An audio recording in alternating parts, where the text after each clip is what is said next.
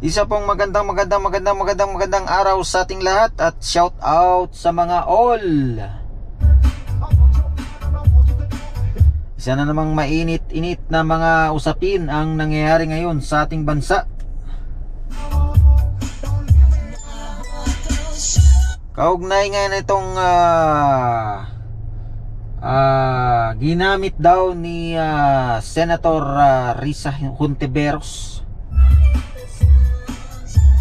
yung ginawa niyang witness, no, laban kay Pastor Kibuloy at sa mag-amang dating President Rodrigo Roa Duterte at kay VP Sara. Kung matatandaan natin na nagrepresenta si pangalang Rene, no, bilang witness daw ni Senator Risa Hontiveros. At sa paglilitis doon sa Senado, no, mga ilang buwan nang nakakalipas yun na sinasabi nitong si Rene na galing daw sa doon sa loob ng KOJC, no? Kumbaga miyembro siya na lumabas muna. At ang kanyang mga sinasabi na mga baril daw, no? Mga baril na binibigay ni Pastor Kibuloy sa mag-amang Duterte, no?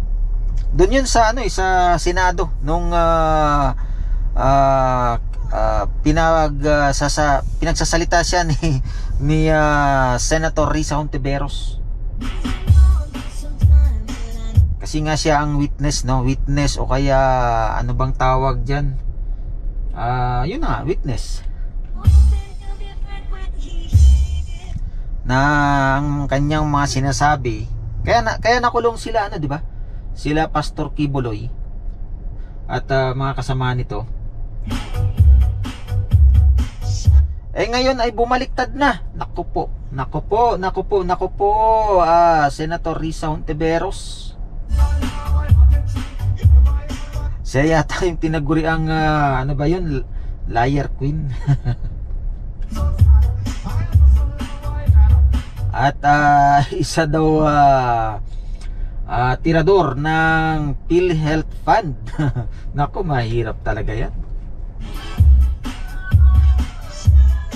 Kaya ang hirap talaga, no, sa atin ay parang hirap nang magtiwala sa mga namumuno dahil sila mismo ang nangunguna para mangurakot. Ang kinalabasan, tayong mga mamamayang Pilipino, no, yung tayong mga maliliit ang labis na naapektuhan. Yun na nga po ang nangyari, ano? Yung witness na iniharap ni Senator Risa Hontiveros. Napanood natin yun, yung si Senator Risa Hontiveros ang nagtatanong at itong witness nga na si alias Rene or Rene talaga, no? At ang iba pa niyang mga kasama ay bumaliktad na nga at sinabing hindi daw totoo ang kanilang mga sinabi, no? Sa hearing. Naku, yari ka naman na Senator Risa Hontiveros.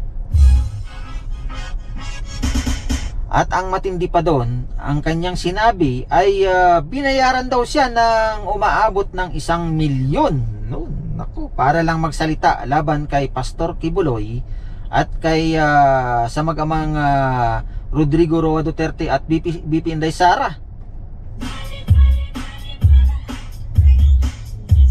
Ang tindi, ano? Ang tindi. Talagang etong si Senator Risa Hontiveros, hindi natin maintindihan ito, no? Kung ano ba talaga ang kanyang pakay, no, diyan sa Senado, sa kanyang panunungkulan. Kasi para bang alam mo yung parang kakampi siya ng mga kaliwa. Meron pa siyang mga sinasabi na ipaglaban natin, kailangan natin labanan. Meron pang mga, alam mo yung mga pananalita niya, para bang pananalita ng mga makakaliwa.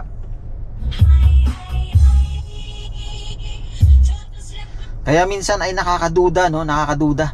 Hindi kaya kasama nito nila Franz Castro at saka yung si Raul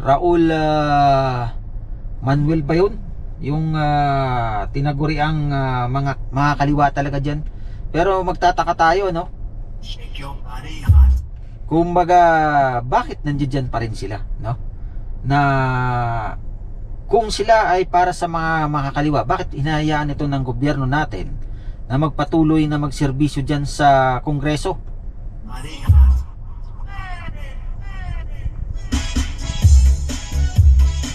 At ang budget na binibigay sa kanila ay gagamitin lamang laban sa gobyerno.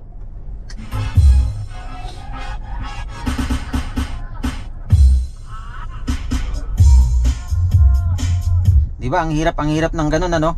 Tayong mga mamamayang Pilipino ang nagbabayad ng buwis at gagamitin lang din naman sa laban sa gobyerno.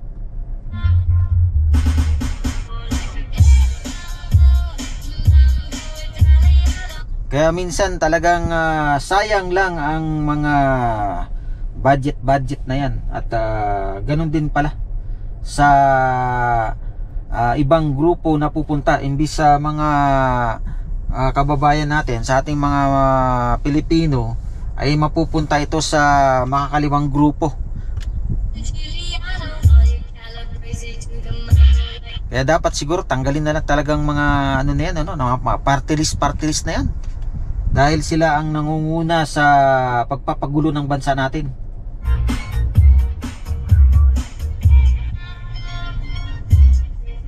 So ayun nga ang nangyari, bumaliktad ang mga witness ni Senator Risa Hontiveros at sinasabing binayaran sila ni Senator Risa Hontiveros para tumistigo, no, laban kay Pastor Kibuloy at sa mag-amang Rodrigo Roa Duterte at BP Inday Sara.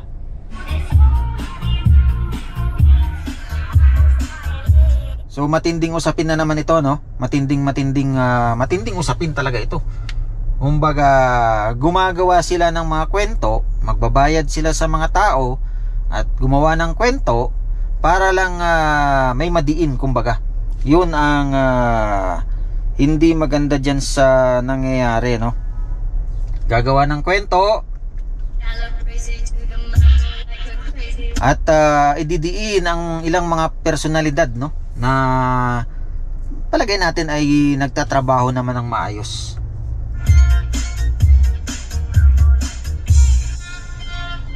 Kaya yari yan si Senator Risa Hontiveros. May mga napanood tayo dyan na nagsasalita siya na kumbaga ay nung may sumigaw na for president si Senator Risa Hontiveros daw ay for president. Ako po, ano kayo mangyayari sa bayan natin, ano, sa bansang Pilipinas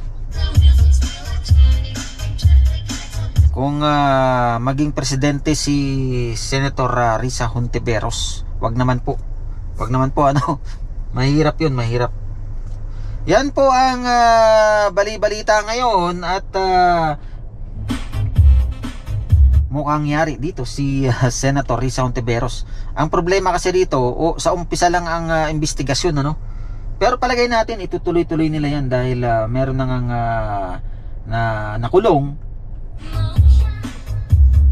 dahil lamang dun sa mga maling aligasyon o maling paratang, ano, na ipinataw dun sa mga nakakulong na ngayon. Yan po ang mainit-init na mga update, mga balita sa ating bayang Pilipinas, no?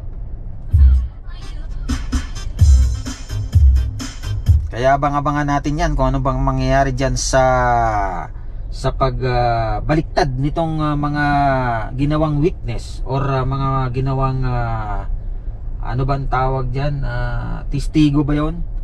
na ginawa ni Senator Risa Hontiveros, na kung saan nagbayad daw ng 1,000,000. Maraming salamat muli sa inyong lahat sa patuloy niyong suporta sa aking maliit na channel. At shout out sa mga all, no? Kila nabubulo na. Kila Alice in the West, no? Kay Leif's that Pinay, kay Cooking Mama France, no? Diyan kila Madam Eva sa Qatar, kay Inday Koki, no? Sa Dubai, yan. Kay Odessa PN sa Canada, kay Mami Jen A.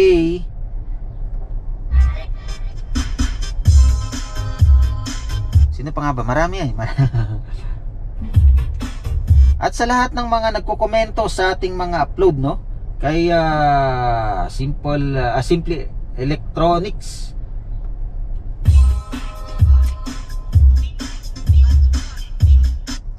ano pa nga ba? At sa mga all na lang, para hindi natin naalala yung iba. Maraming salamat muli sa mga all sa patuloy niyong suporta sa aking maliit na channel. Pagpalain nawang bawat isa, at God bless everyone.